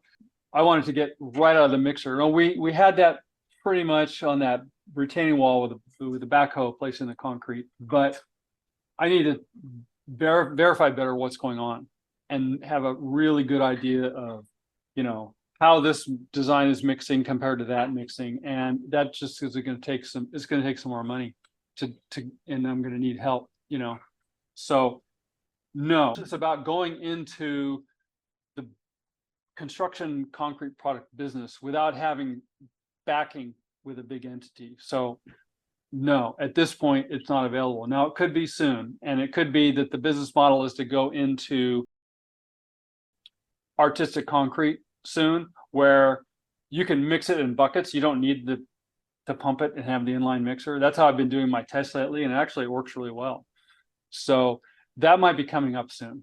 But So at let me this ask, point, no, it doesn't exist. with the 3D admixture, with the company that you mentioned that could produce it, do they require a minimum amount, 5,000 gallons at a time? Like, do they have a minimum amount before they would manufacture the product? If that's what let's just say you had the Yeah, fund. it wouldn't make sense unless they could do it in a batches that were sufficient, you know. Because I really see your system as probably something at this point, since it's about financing. I feel you have a complete system when it comes to the form. You're still developing your custom screed with the non-slip material. You have a pump that you're developing, That non-slip, that would be the material right there. and you have the admixture. I think, have you considered a GoFundMe or a Kickstarter to get the ball rolling with the financing so you can do more R&D and come up with a product? Because you clearly have already built structures using it, so it's already proven to work. And here is something that so many people around this country are looking to build, a retaining wall, and you could just see the speed at which this is going up. I mean, this is real time here. So have you considered the Kickstarter or GoFundMe for your complete system, which would be a pump for your Yes, admixture, your tube for the mixing, and your screeding materials? yes, but my preference is to get a big entity involved who can get this out quicker into the world of construction. And also, I need management. Like, I'm not the one to run this company. You know, I'm the one to decide what is the direction of the R&D, but not the direction of the marketing and how to get it out there and stuff. So one of the things I'm looking for just as much as cash is management. You know, the people who have the connections and have the knowledge. I think that's really the main reason why I'm not doing the GoFundMe route. Okay. Yeah, so I only say it because I really just want to see this product out there. And I'm a DIY person. Obviously, a lot of people who watch my YouTube channel, are DIY people. So I think with all the DIYers out there, it could be something potentially that could work. Basically, it's like a grassroots thing where people could start using and developing what you've started here. See, I just only because you're telling me these people are looking at you as competition instead of an ally, I Right. feel like we need to go, well, not we, but you would need to go the public route, the public develop it, and then eventually some big company would be interested. But just to like get it out there, like what do we need just to get it out there so people could start using and building because it's really so good. I think the power of the people is really powerful. And this video, hopefully, maybe some corporate person Sure. will see and say, hey, I see a lot of value in this. It doesn't make sense developing it when we could just license it out from you and They don't they start. don't watch they don't watch YouTube. No, I can't get those guys to watch a video. Um, no, I agree with you. I think that approach though would be just the admix and mixed in a paddle mixer in a bucket, which actually it worked better than I expected. I thought, oh man, this is going to get so thick and it's going to go off, but it doesn't. You can mix it and then you can apply it. And so if you're doing artistic concrete like faux stone, it's a lot better than the existing products that are out there because it's such a low dose. Oh, this will show the dose right here. Let's see. Yeah, that's higher. Now that's an old version. The dose we have now is probably about a third or a half of that, and you saw how fluid that concrete was. Yeah. So this is a mix actually that's really high in fly ash. I like fly ash. It's cheap. It is very lubricating. The problem is it can have heavy metals in it though. That's the reason we don't see more of it. So this is essentially immediately. I mean, this is as quickly as I could vibrate it and jump down and get the forms off. And there it is. It's solid. You do see some bug holes against the form, and I realize that that's the type of form release I was using. It's pretty solid. It's well consolidated, well vibrated concrete. And now you can see it move a little bit. Like when I hit it up on the top, it's moving. It's still flexible. It's like a big piece of rubber. So if you were to vibrate this thing, you could get this whole thing just to go down into a puddle. It's really a extreme thickening process. It's not a set. And some people will complain to me that, well, that's bad for the concrete to make it set that fast. This isn't an alkali rapid accelerator. This is new. This is something that they haven't seen before. So it doesn't have the downside that you have in some of these shotcrete accelerators that make it kick real fast. Yeah, and really looking at this, I can't see how anybody in the construction world, like again, I lived in New York City. I was born and raised Brooklyn. I worked in downtown Brooklyn and saw a lot of new construction going on, all those high rises. And how someone building one of those structures doesn't look at this product and say, wow. I know, I agree. I'm extremely frustrated. These I guess contractors putting bids out to build a high-rise building.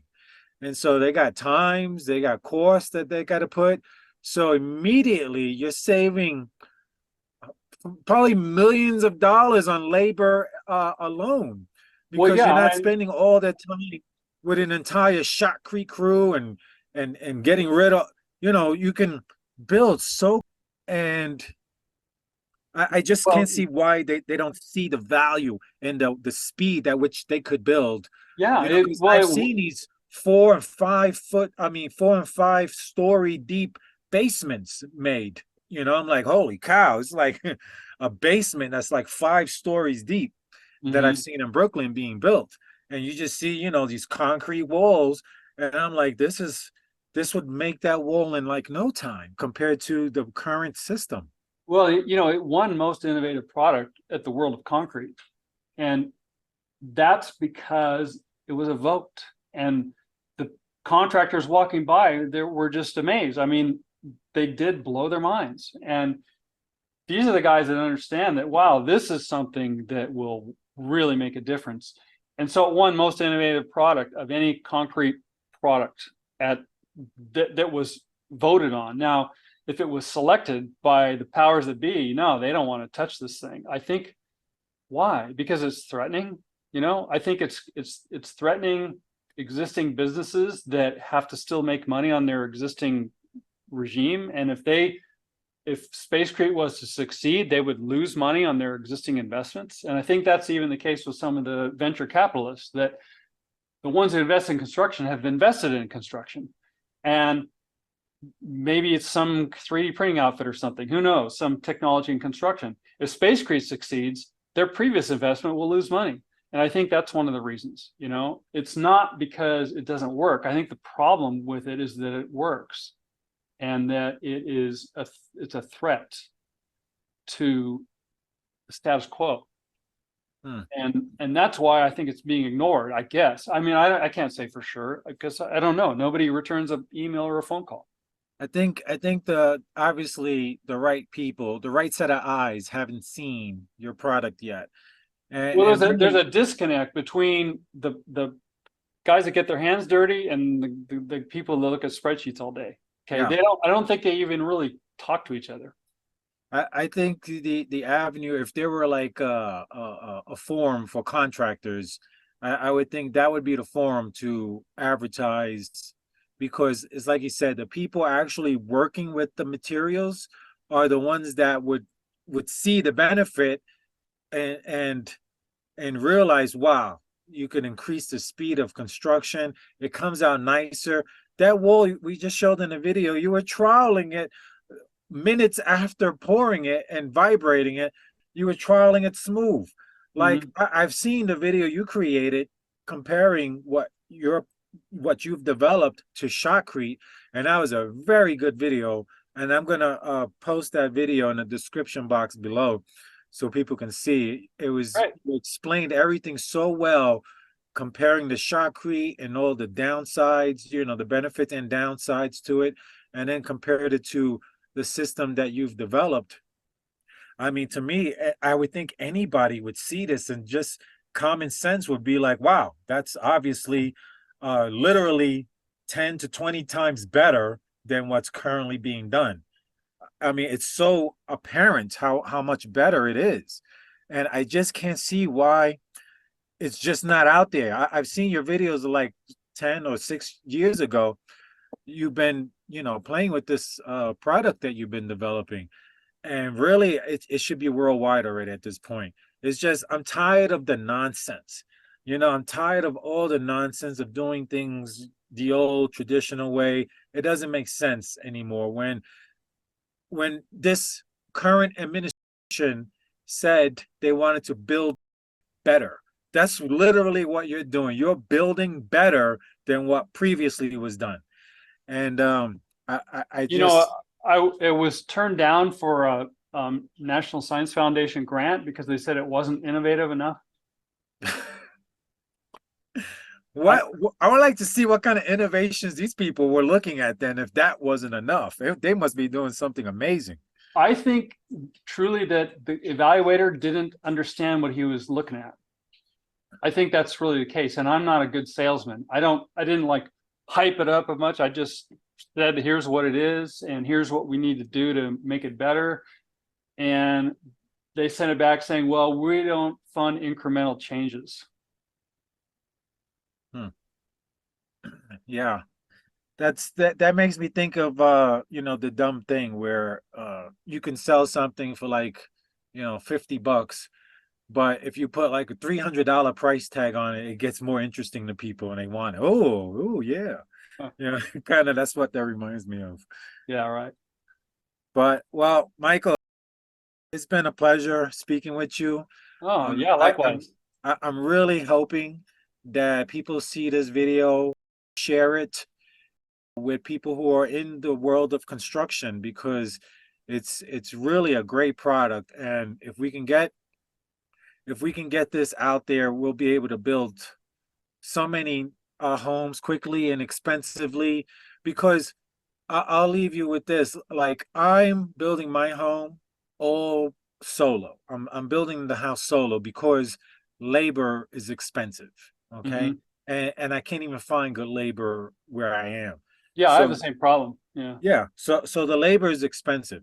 So when you're talking about we have a technology that can reduce the labor time, you're talking about you could probably easily save half the cost on a standard concrete structure because you're going to cut down on the labor. Again, watch the video that Michael's created comparing Shotcrete to his system of form and vibrate, and you'll see for yourself. It's just you lay it out so beautifully, and I loved it. And there was a lot I didn't know until I watched your video, so that was very informative. But I really love what you're doing. I love your product that you've come up with, your admix, and I wish everyone could, buy a gallon of it right now. So maybe we do a Kickstarter just so everyone could buy a gallon. Like Oh, you all right. said, just the additive. Maybe we can make up a batch of a couple thousand gallons of it, and we can sell it to people because I know people will want to use this stuff because it's so amazing. A gallon goes pretty far. I'm going to show, I'm going to have in this video clip you using a tiny little measuring thing to add to the cement. It was like, oh my God, it was just the smallest tiny amount. And I know I read somewhere if you mixing a cubic yard of concrete, you need like a gallon and a half of No, admix. no, it's down now to about a third of a gallon.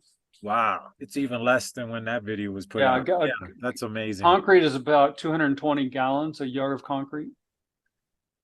But it's highly dependent on the water cement ratio. So I don't want to say an absolute, there's not one absolute number. If your water cement ratio is low, then the admix dose is really low. And that is the main complaint from the 3D print people who tried it is like, well, they can't dose it that low. And I tell them, well, you can add a little bit more water to your mix. There's no harm in it because the 3D admix will absorb that water and then feed it back to hydrate the cement. So you're not making the concrete weaker with a little bit more water in it. You're actually making it stronger. We actually get better results with a slightly higher water cement ratio because it allows us to use a little more admix. Truthfully, that's the reason. Wow, yeah, that's awesome. Awesome, Mike. Are you planning on doing any builds outside of California? Well, no, I'm right now. I want to get some fundings and help secured so I can go back to the R&D and finish here. And no, I have the next project here. It already has a permit. It's 30 feet tall. Oh, nice. Yeah, so that'll be something. But I don't want to build that until I have some more better equipment to do it. I don't want to just wing it. I want to have some real stuff. It doesn't have to be totally digital, but so before I build the project, I have to build some of the equipment, and to do that, I need some cash and help too. Okay. Well, Mike, I hope you get everything you need because I think you really need to be supported so that you could advance this technology and just really help. You'll be helping the world once this is out. Oh yeah, all these places, I think that it can build it back seismically better, thermally better, and faster and cheaper. So it's kind of a no-brainer. Yeah, I agree. It is a no-brainer, and I don't know why everyone doesn't see that yet. Yeah. But hopefully they will soon, because I want to see you succeed in what you're doing, because I think it's wonderful. Well, thank you very much for the interview. Thank you. Thank you, Mike. It's been a pleasure. All right. Okay. See you, Harry. I'll Okay. catch up later. Yes, indeed. Take All care. right. Bye.